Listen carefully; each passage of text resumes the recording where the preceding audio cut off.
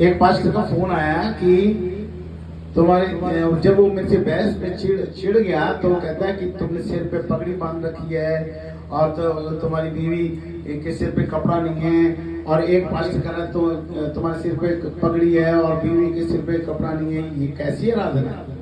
And we have received a call from a pastor, and when we were arguing and we were having the conversation, then he just lost it, and he just asked us that what kind of worship you are doing. You on your head there is a turban, and with your wife, the wife that who is with you, she hasn't covered her head. What kind of worship are you doing?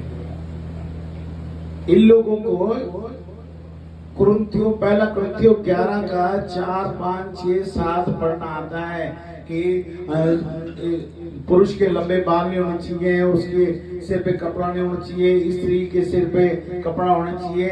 तो उसका 16 क्यों नहीं पढ़ते? 16 में क्या लिखा है, पढ़ो अध्याय 16। And these pastors, they just only focus on the 1 Corinthians chapter 11, 3, 4, 5 verse that these pastors, they must not have the turban on their head, and also they must not have the head covered this kind. But the real word is on the chapter 11, 1 Corinthians verse 16, and we will read.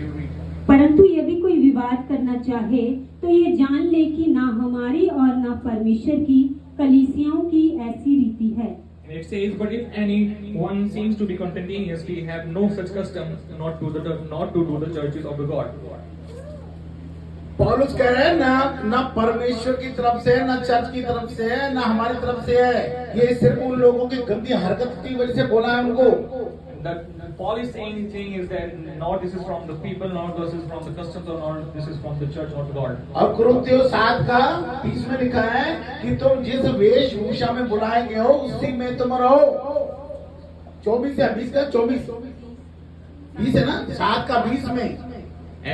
And in the 1 Corinthians chapter 7 and the verse 20 is that let each one remain in the same calling in which he was called. इन लोगों को Bible नहीं आती, ये सिर्फ ये बकवास करना जानती है, पास्टर नहीं है। मैंने कहा नहीं, पास्टर है, ये खुद तो फटेंगे, तुम्हारे घरों को, चर्चों को लेके फटेंगे। And these pastors, they doesn't know anything. They just only blast on with their own words. They are going to destroy your own house and also the people's house. इन लोगों ने मसीहत का बेड़ा गर्क कर दिया है, ऐसे पास्टरों ने। And these kind of pastors, they have ruined the complete Christianity. Praise the Lord. Praise the Lord.